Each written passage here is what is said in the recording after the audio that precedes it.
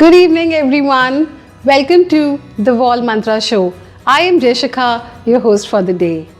So today we are going to discuss about the points you should look for before buying your home decor products. Most of the online marketplaces drop ships the product and do not have control over the quality. So go for the brands who have their own manufacturing. Size is where many brands cut corners and misrepresent it. So look for the actual dimensions of the product before purchasing it. Do not pay extra for a material just because it is trendy. For example, a table where you're not going to put anything heavy, no need to buy shisham wood. Rather, choose an engineered wood which is less expensive and looks equally good. So that's all for today, guys. Stay tuned and keep loving us.